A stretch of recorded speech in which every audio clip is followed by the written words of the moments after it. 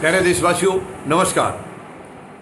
J&K में पिछले 8-10 दिन से लगातार संघर्ष चल रहा है उग्रवादियों के और हमारे सुरक्षा बलों के बीच में।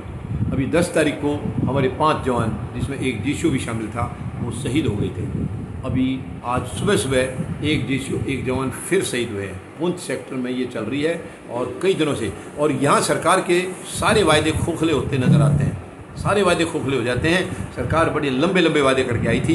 प्रधानमंत्री महोदय का वो भाषण मुझे नहीं लगता है देशवासी भूले होंगे, जब इन्होंने 15 सितंबर 2013 को रेवाड़ी में सीना ठोक के ये कहा था कि ये पाकिस्तान वाले हमारे जवानों के सर कलम करके ले जा रहे हैं और हमारे प्रधानमंत्री महोदय उनके साथ बिरयानी खा रहे हैं। ये कितना बड़ा ढकोसला था, कितना बड़ा जुमला था। वो सारा जम्मू कश्मीर में जो हालात उसके बाद से, जब से ये सरकार, मैं ये नहीं कह रहा हूँ कि पहले नहीं थे, पहले भी शहीदें होती रही हैं वहाँ, लेकिन इस सरकार के आने के बाद जिन्होंने सीना ठोक करके ये कहा था कि हम एक के बदले 10 सर लाएंगे, आज वहाँ इनके टाइम में पहले से कहीं ज़्यादा शहीदियाँ हो रही हैं। कोई ऐसा दिन नहीं है जिस दिन कम से कम 4-5 डेड बॉडी किसी न किसी एयरफील्ड पर आकर नहीं उतरती हों। ऐसा शायद ही कोई दिन होगा। गलती से अगर कोई दिन खाली आ गया तो उसके बाद कभी 17, 18, 20 भी एकदम से शहीदियाँ होती हैं, 30 भी शहीदियाँ एकदम हुई हैं। इतना बड़ा इस सरकार ने गंद मचा दिया है। कोई भी वायदा इनका पूरा नहीं हुआ है। इन्होंने जितने भी वादे किए थे सारे फीके नजर आए, सब फीके, सब झूठे, सब जुमले। बहुत ही दुख की बात है। अब ये पिछले प्रधानमंत्री को इन्होंने कहा था कि वो उनके साथ बिरयानी खा रहे हैं और ये उनके साथ जन्मदिन मनाने के लिए यानी केक काटने के लिए जाते हैं, जबकि देश को बताते भी नहीं हैं। देश को बताते नहीं। क्या कोई प्रधानमंत्री इतनी मनमानी कर सकता है बगैर देशवासियों के बताए?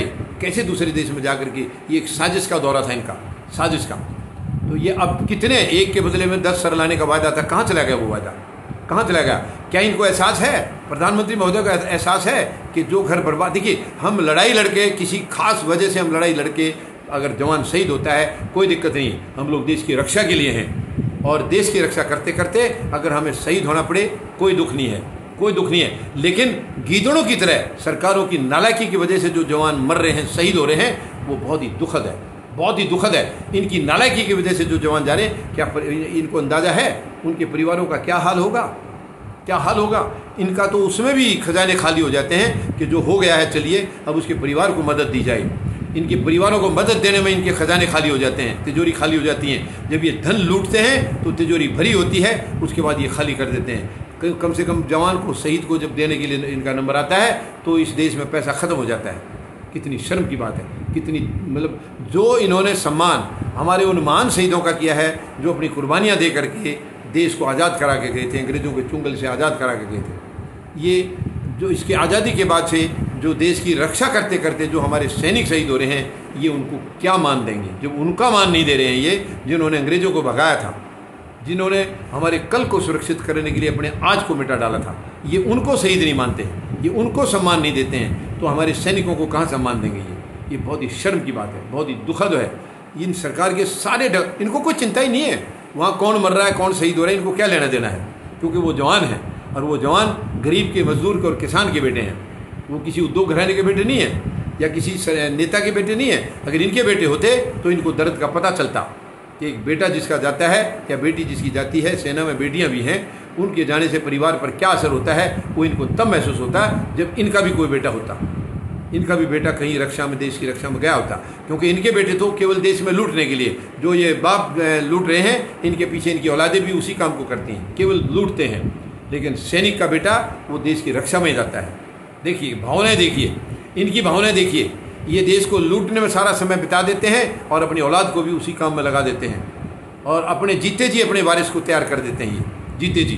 जबकि नॉर्मली जब कोई बुजुर्ग चला जाता है उसके बाद उसका वारिस तैयार होता है, लेकिन ये अपने जीते जी अपना वारिस तैयार कर देते हैं कि मेरे बाद में मेरे बेटे को लूटना है, फिर मेरी बेटी लूटेगी, फिर दामाद लूटेगा, फिर बहू लूटेगी। इस तरीके से अपने पूरे परिवार को लूटने का ठेका देते हैं। ये शर्म की बात है, दुर्भाग्यपूर्ण स्थिति है ये देशवासियों को संभालना होगा, इस स्थिति को देशवासियों को संभालना होगा, वरना ये लूट इनकी जारी है और आगे आगे और बढ़ती जा रही है। पिछले 74 साल में लूट बढ़ती जा रही है। इस सरकार ने तो लूट के रिकॉर्ड तोड़ दिए, पिछली सरकारों के भी रिकॉर्ड तोड़ दिए हैं। और ताज्जुब की बात यह है कि ये मानने के लिए तैयार नहीं है, किसी को कहने के लिए तैयार नहीं है। कोई इनको लुटेरा कहे या इनकी गलत नीतियों के खिलाफ कोई आवाज़ उठाए तो उसको ये निशाना बनाते हैं।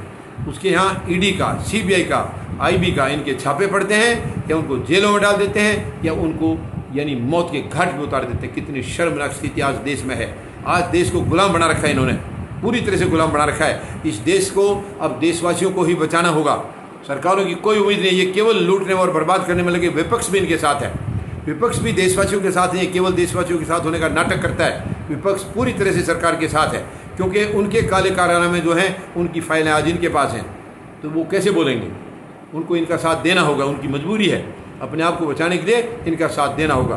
तो अब 140 करोड़ लोगों को इस देश को बचाना है, ये हम सब की जिम्मेवारी है और हम सब बचाएंगे।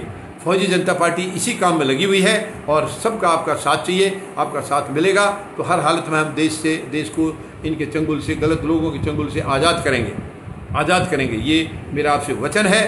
पूरे एक साथ आ जाएं, हम लोग सब इकट्ठे हो जाएं और इनको बाहर का रास्ता हम दिखा के रहेंगे। धन्यवाद। जय जवान, जय किसान, जय हिंद।